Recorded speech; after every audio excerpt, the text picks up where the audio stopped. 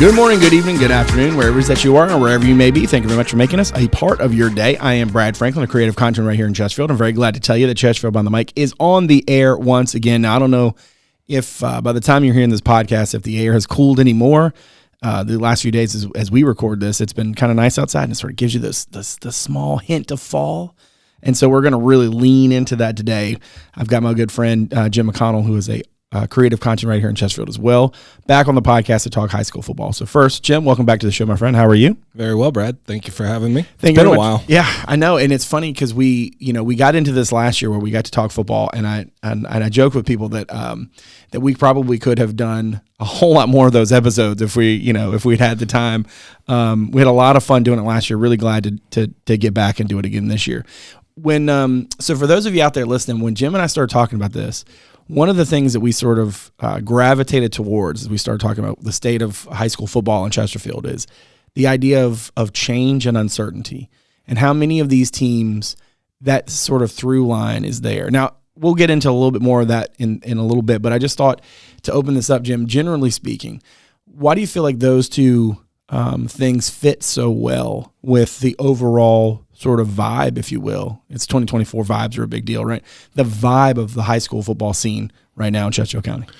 Yeah, I think we had just sort of looked at, in contrast to last fall, where we sort of knew who was going to be good, just based on who they were returning, and there was a lot more sort of clarity about what we knew without even playing a game or even seeing a scrimmage or anything. Well, so-and-so is going to be good. And honestly, I don't know that I think we might have a couple of teams that look pretty good, but right. Even they have question marks. Right. So it's sort of like, it's a lot different sort of feeling than when we got to the playoffs last year. We looked at each other and went, yeah, right. The teams we expected to be here are right here. Yeah. And I mean, if you think about sort of the way the season went for a variety of different schools, I'm not going to say that everything went as scripted, because there certainly were some things that were a little bit different. But overall, it definitely felt like as things sort of played out, we had a good feel as the season wore on, sort of who was and who wasn't. And then certainly going into this year, it certainly feels like, not that all of that is flipped upside down, but it definitely feels like a lot of it is, right? So there were 6 coaching changes, and again, we'll get into this in a few minutes more in depth, but 6 coaching changes in the region, and a third of them essentially are here. And you think about in high school football, so much of what is required is that consistency from year to year. At college, in the college level, the pro level, it only takes a handful of players to make a big impact, right? For a high school football program, it's just a different animal, right? And so you need consistency, not just in terms of the guys that you're expecting to step up into roles, being good enough to step into those roles, but you really do need the younger guys in that pipeline, because the success that you have can dissipate really quickly. Speaking of success, let's talk first about Thomasdale. Obviously, they were 10-0 last year, I think, which is the first time that they'd been 10-0 in the Kevin Tucker era. And I guess the first time in like 20-some years that they had been 10-0. They go into the playoffs. Obviously, they have an interesting draw to get Western Branch. And a 31-22, that win is great, but then you have to play Manchester again. And it's one of those things, I think, where if for folks around Thomasdale, it certainly feels like the playoffs continue to be a little bit of a challenge. Not only are you coming off of that, but now you have to reload, and you have to do a lot. In the short term, getting ready for the season feels like you're running a sprint, but the season, and I don't mean to be cliche, but it's real. The season it's a marathon, and if there's any team I think in the area that really exemplifies that, it's that. You look at Dale and the success that they had last year, and then to get where they got, and then to for the issues that kind of cropped up for them to end their season. It's one of those things where getting over that hump is extremely difficult, and you can go fast and you can be good, But man, you hit that speed bump, you got to be ready to get over it. And sometimes facing some adversity earlier in the year can be a little bit better. Overall, though, it certainly feels like that's a very talented team, and one that even if we're not really sure where they fit into the regional pecking order, it certainly feels like among the teams from Chesterfield, they're going to be one of the better ones. What are some of your thoughts in addition to that on Dale? Yeah, absolutely. And they have the advantage of returning their coach. Right. And which is as apparently you said, we'll get into that. Yeah. But Kevin Tucker now becomes the dean of Chesterfield coaches. Right. And he's been around, played there, understands the culture. And also I think there's a certain amount of, as you said, getting over the hump for them. They've been so close. Yeah. And I think there's a certain amount of, while they do, coaches always insist on, well, we're trying to be 1-0 this week.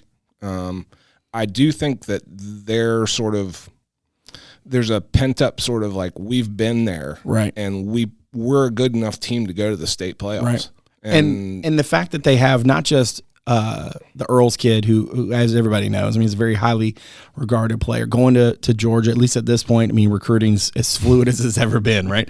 But, they've got a lot of talent. You look at the Davis kid at linebacker, I think, they have a lot of expectations for what he's going to become now going into his junior season. And it certainly feels like they have a lot of pieces. So the question is, how does it all come together? And again, that theme of uncertainty is going to be there sort of as we move across this. They get Cosby, they get Bird, they get Glen Allen, they get Prince George, Dinwiddie.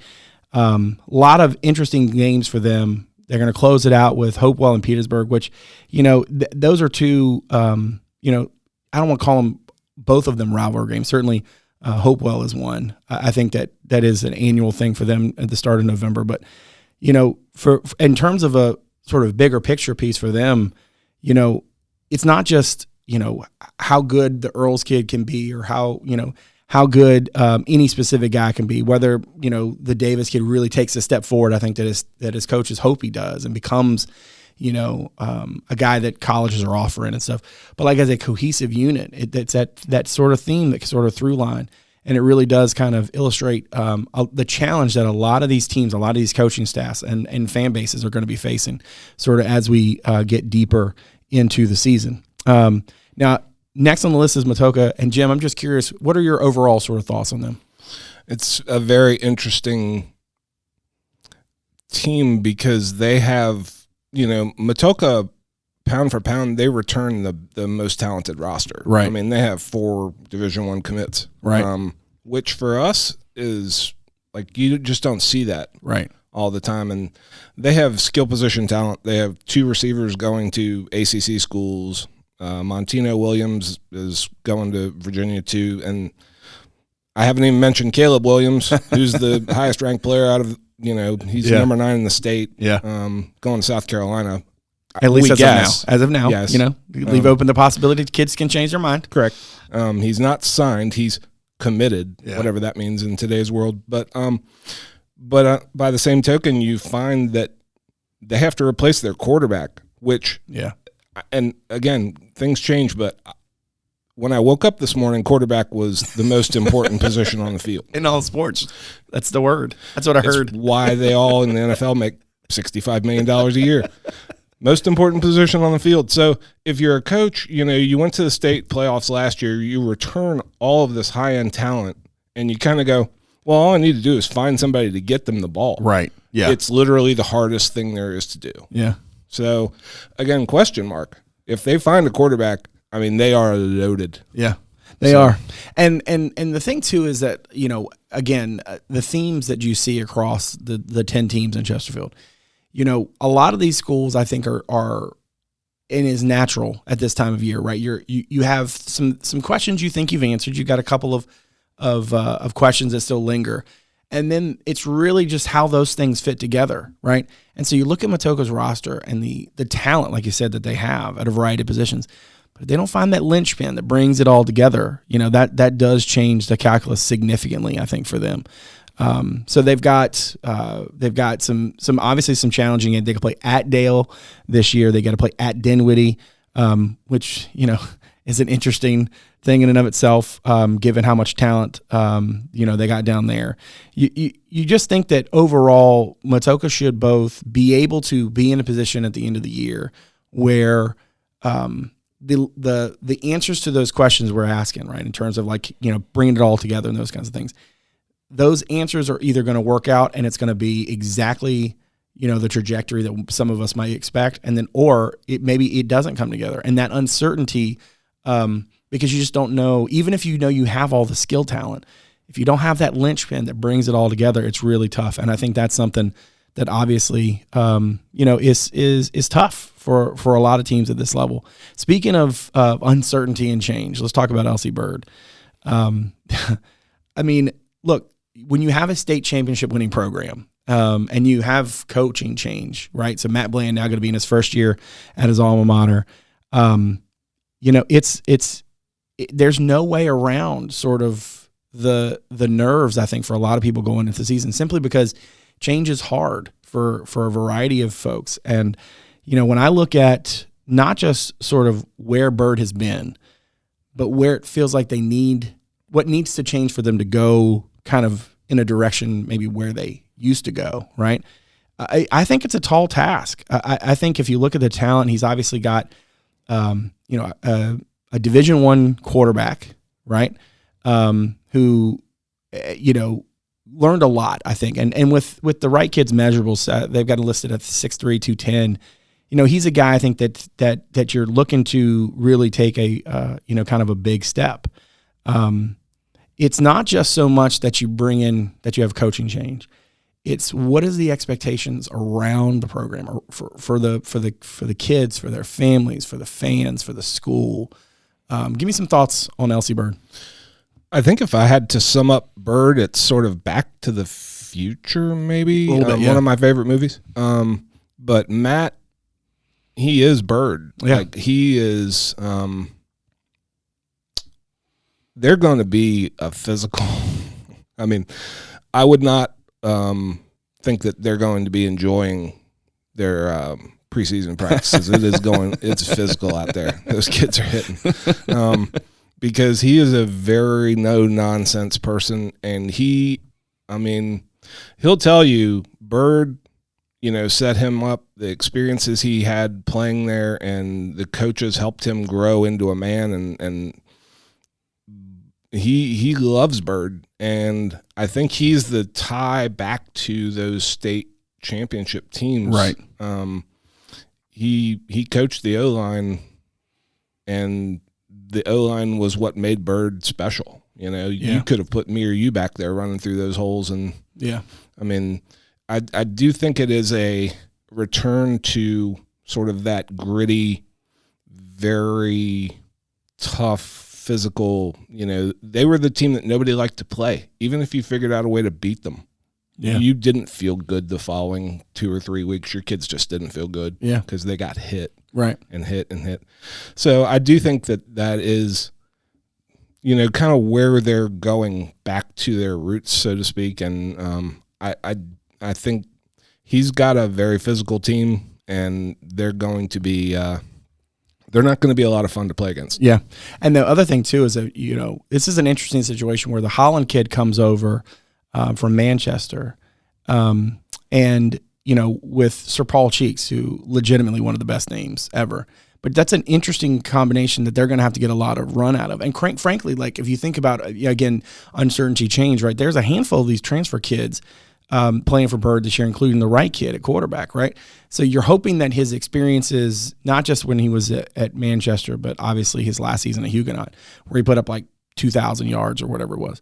You're just hoping that a lot of that experience can kind of come together and put together the brand of football that Bird obviously wants to play and, like you said, sort of needs to play to get back to where they are.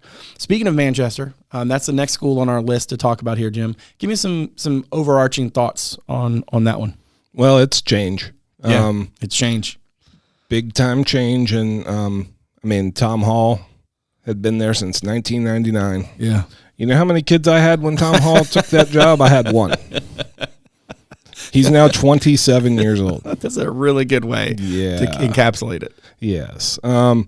So that kind of stability is so hard to find in high school football and high school sports nowadays. I think we were talking about this the other day, just the change in sort of the dynamic from this sort of you used to pick it up in August and you put it down in December, right.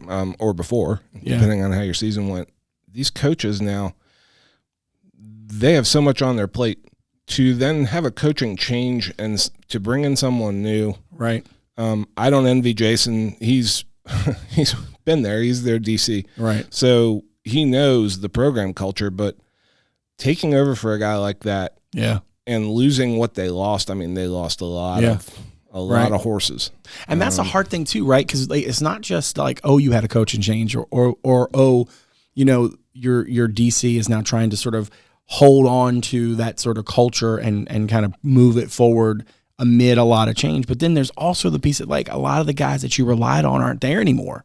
And so, it's a whole Rick Pitino line, Larry Bird's not walking through that door.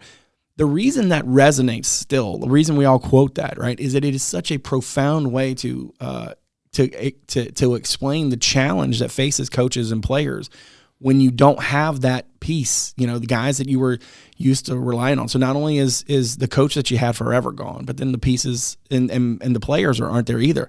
And that is a heck of a challenge. And oh, by the way, you're going to start your season where? Against Highland Springs, which, pound for pound in the area, the most talented school in and out every year. And so it's one of those things. It's like, your season is going to start off with, you get a bye week in week 2. Congratulations, you get Highland Springs.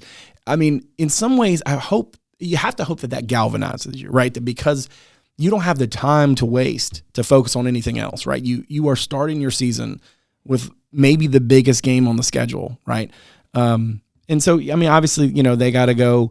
They got to go to James River. They got to go to Huguenot. They get Clover Hill and Bird at home. But man, everything starts right out of the gate, and there's a lot of pressure that already is there and now comes with that because they start with Highland Springs. Absolutely. And, the great thing, as we were talking about Matulka trying to replace their quarterback, Manchester does bring their quarterback back. Right. Landon Abernathy's back for his third year as a starter. He's one of those kids that by the time he's done, I mean, he's a 2026 kid. Yeah. By the time he's done, coaches are going to be like, has he been there like 12 years? I mean, he was the quarterback there from day one as a freshman. And so they're going to lean hard on him. When you start thinking about like the leadership loss of, a kid like Mekhi Byerson, he's gone, West Virginia. Mm-hmm. Kids like that who were proven playmakers and leaders, and the younger kids coming up could look at them and be like, that's how I need to practice. They just took their cues from those guys. Yeah. Like Landon is going to be, he's not only going to have to quarterback the team, he is going to have to, quarterback the team. Like he's going to have Absolutely. all those young guys on his shoulders, and good luck to him. All right, let's talk about, I think next on our list is Midlothian. So, so think about this season for them, playing at that level. There's just, I feel like, everybody focuses on Class 6 and that kind of thing, right? But when you think about the number of teams in their class and the number of like jostling for position, I feel like there is, that's one, I feel like, you have to, it's not just about having talent, right? It's that there are no easy weeks, and some of these bigger teams, that kind of stuff. A lot of what you're dealing with week to week is there's a piece of, I think, for some coaches trying to motivate the kids, keep them engaged even when they're supposed to win. But when you're in a dogfight, it feels like all the time, or you're going to have to be in a dogfight all the time. I think that's tough. And if you look at Midlothian's schedule, they go at Monacan to open. They get Prince George at home. They go to Cosby and Manchester in back-to-back weeks before they get their off week. They're going to close the season at Palatine at home. Then they get to go to James River. They get Huguenot again, and they go to Bird at the end of the year. I think that's a heck of a gauntlet. And I think that's going to be a little bit of a theme as we go through some of these teams here in the heart of the schedule, so to speak, on our podcast. It's just week in and week out, there's a lot that is asked of you. And I think that it's one of those things where a lot of these teams, the success you have is going to be because you're able to answer that question every week, right? that it's not going to look the same. It's not going to feel the same, but a lot of times it's going to have to be somehow the same, and that's up to you to figure out how to do that. Give me some thoughts on Midlothian. Yeah, this is a team that should have made the playoffs last year. Agreed. Yeah. Started fast, and I think I could be wrong on this because I'm not in the locker room, but there's a reality check that hits teams sometimes. Like they had been in the playoffs the previous year, had a coaching change, as we said, but started out really, really fast. And there's plenty of talent there, but they lost one-score games. They lost games that they felt like they should have won. Yeah. And so you end the season and you go, how did we not make the playoffs? Yeah, right. Again, not to borrow Jim Moore, but playoffs. Yeah, playoffs. I love that. Whenever I mention that word, I hear him in my head. But no, it's definitely, I think they probably started their off-season workouts with the mentality of, we're a little ticked off. Yeah. Because that is a playoff team. It's a playoff roster. It's a good coaching staff. And I would be very, very, very surprised if by week one they aren't just incredibly ready to go. Because they are not, you know how you get, like, sometimes teams slide in? Yeah. And you kind of go, well, we weren't really maybe a playoff team. Right, yeah. They slid out. Right. And you kind of, you don't really, scratch your head on, like, how did that happen? Yeah. And you hope that in the offseason, you hope that it again, to use that word galvanize, that it brings you together, and that, that singular focus can help a lot. And then there's also times, I think, too, where, you're worried that when kids miss out or when the thing doesn't go the way they want, how will they dedicate themselves to it and that kind of thing. Let's move to Cosby next. I talked about, you get Highland Springs out of the gate. For this one, you get Thomas Dale out of the gate, but it's a different Dale team, right?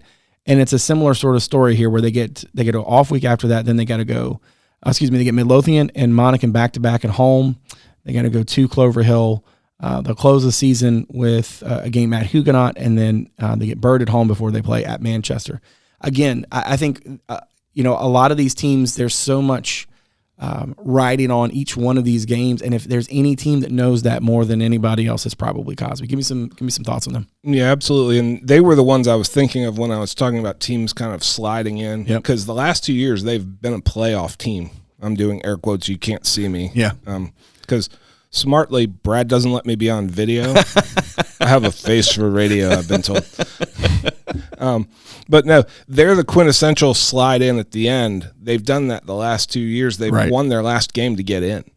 Yeah. And their reward last year was Highland Springs first round of the playoffs, right? So their stay was a little short. But I will say, Josh Wild has really done a great job of putting in a culture there. They're going to be probably the most physical they've ever been at Cosby. Yeah. They have some biggins. And some biggins. I like it. I mean, it's interesting because Cosby, when it opened, had a lot of success in sort of the more finesse-y sort of sports. Yeah. I don't know how to say that. That's fair. No, I think it's good. They are a physical program. Yeah. And they have a chance to be, Thomas Dale's certainly not going to look past them. Yeah. Week one. They're a very, very, very physical team. And I think that's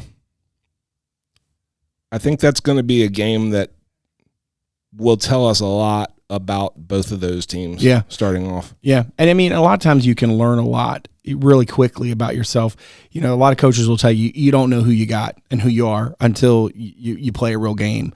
And sometimes playing a real team, and when I say that, I don't mean any disrespect, but I'm saying, like, sometimes when you play a team that carries any sort of prestige or that has that sort of history, right, can really do a lot of good things for a team when they're trying to sort of put something together. Let's move to Monacan next. Obviously, again, when we go through a lot of these teams that are hoping to sort of like put something together, I think there's a lot of history there that they're still hoping to sort of tap back into.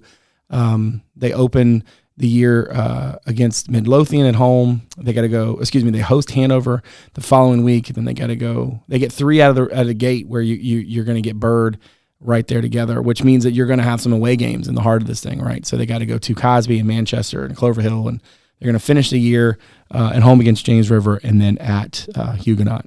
So the question, I guess, for here, I guess, is, are they able to sort of like really stir the echoes, right? Are they able to get back to sort of where, I think they want to be? Give me some overarching thoughts on Monacan.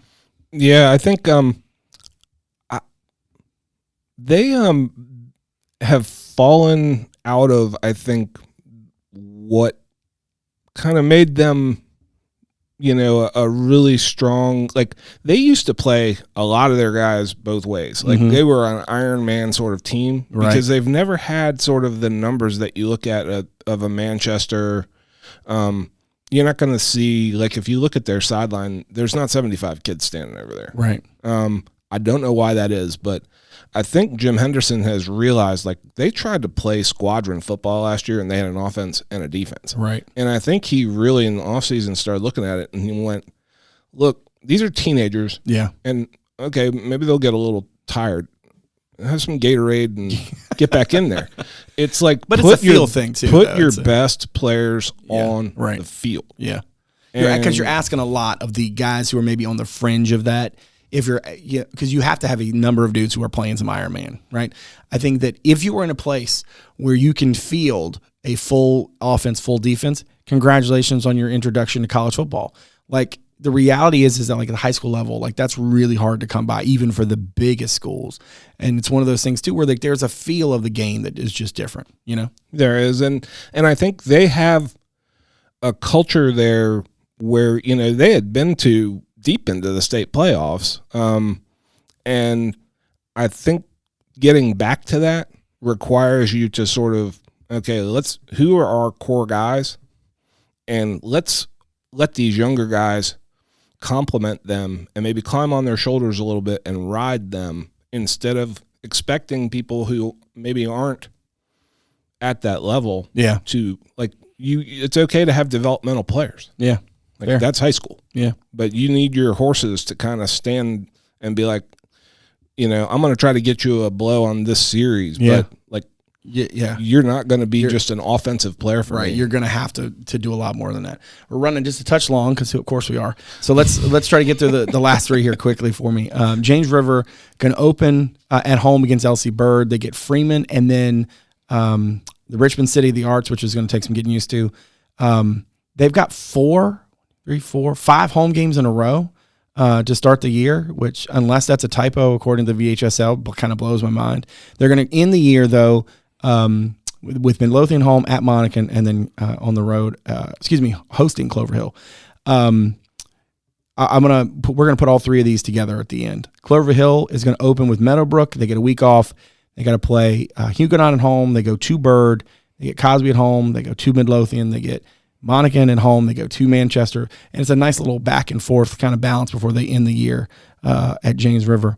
And then finally, Meadowbrook, which we talk about, sort of folks trying to tap into, the days of old, so to speak, and that kind of thing. And man, I don't know, I'm still of the old Morgan Moses days. Meadowbrook is going to open with Clover Hill. They'll play at Clover Hill, They get Thomas Jefferson and then Tucker at home before they go to Deep Run. They got to play. They got to host Matoka. They go to Prince George. They get Thomasdale at home, Hopewell on the road, and then Dinwiddie on the road.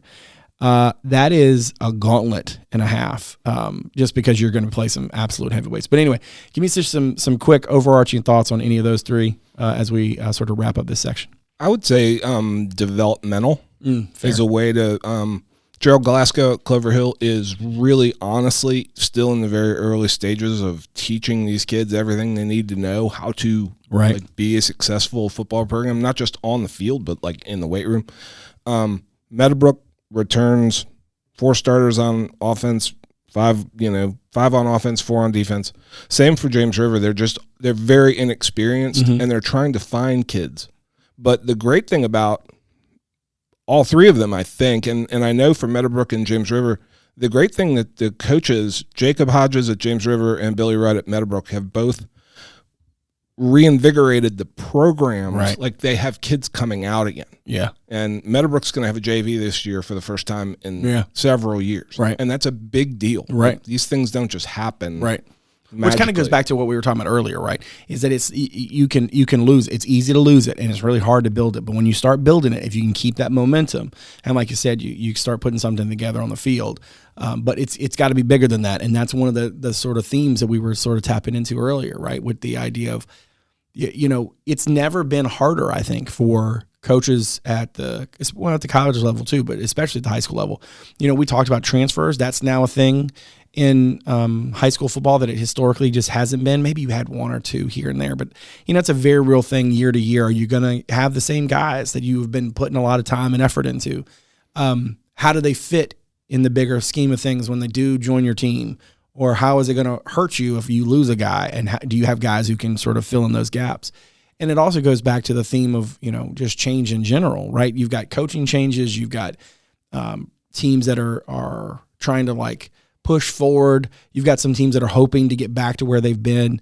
So maybe in those cases, the change isn't a bad thing, right? It's that they want to be back and they want to change the current trajectory, the current momentum, that kind of thing. Overall, though, it just feels like a really, in general, this sort of time frame for coaches just feels like a really hard job. And I don't envy a lot of these guys who are trying to put something together and either keep something going, pick something up that has historically been good, or pick something up that has been good but hasn't been as good recently, and they want to get back there. I think that's a really challenging job, especially when you consider all of the things that are sort of in part of that, that gumbo. Yeah, absolutely. And which would you rather have, right? Like, which would you rather be, taking over a program that's been in the state playoffs and still remembers its state title, like Manchester, where the expectations are still high? Very. Or starting and having to build something completely from scratch and going through the hallways and trying to get kids motivated when they don't have anything on the field to sort of tell them, hey, everybody wants to be part of a winner, right? Right. Even if you just get a jersey and a helmet, you get to tell the girls, like, hey, I'm on the football team. You're right. It's something you can share with your friends and stuff. Yeah, no, sure. So I'm not sure exactly which one I would rather be. I guess you always sort of err on the side of talent because the players do have to go out there and play, and it's kind of hard to make do if you don't have that talent. But there's something to be said for like a position of Meadowbrook taking over something that had fallen off but has great history to it. Yeah. And to be able to sort of tie in with those kids and say, hey, we can be. Yeah. We were. Yeah. That's right. We can be and we were. And I think as coaches try to because I don't think it's a stretch to say that trying to communicate with high school kids these days is both fundamentally different and in some ways fundamentally the same as it always has been, right? The level you have to go to get through to a kid, or the level that you have to go to sort of really connect with a kid, is how you go about it is maybe different. But the realities of that connection and that understanding is so critical to not just that player's development, but the team's development, the offense's development, those kind of pieces, right? That when you think about the job that coaches have to do, and you think about all of the ways that, all of the things that sort of are in friction with that, you look at, there are just so many other things to do. And so I have a lot of respect for programs that have continually been able to be good. I have a lot of respect for coaches who are taking on challenges of trying to get a team back to where they, maybe historically have been and want to go back to, want to return to. But that theme of, with there's being so much change, both the coaches and the players, and it's never been a harder task, I think, than it is now. And certainly, because there's just so much more information, right?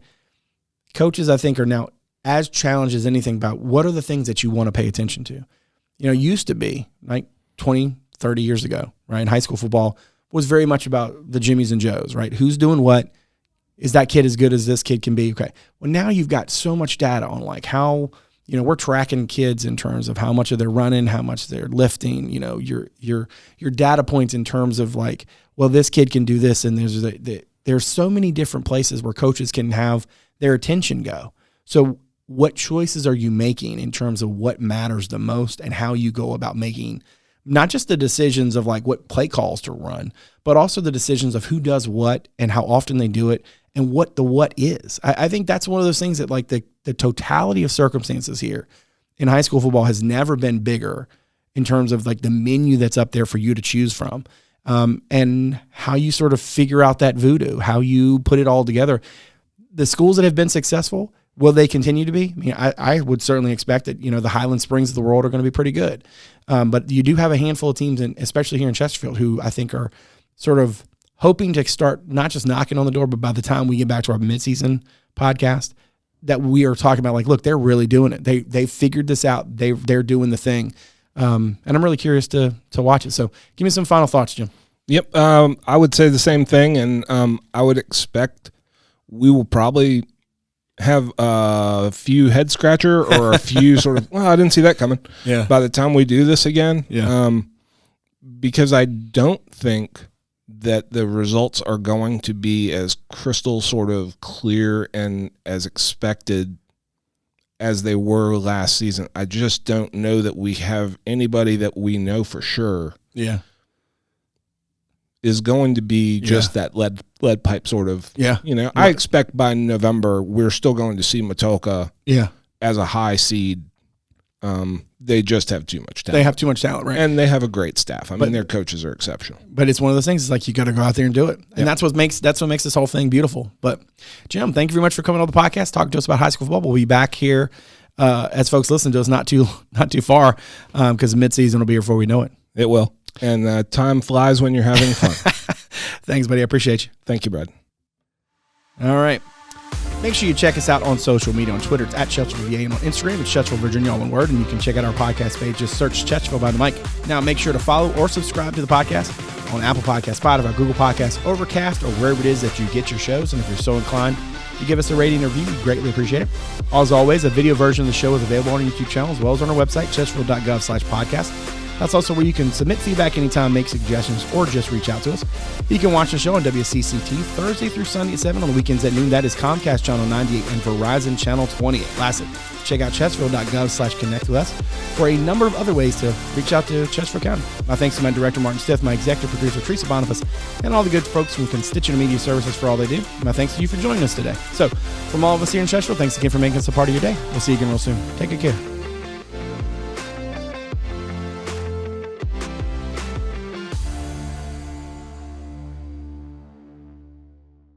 From blogs to podcasts, newsletters to alerts, social media, the latest community news, our Connect With Us webpage has you covered. Chesterfield.gov/connect with us, your source for all things Chesterfield.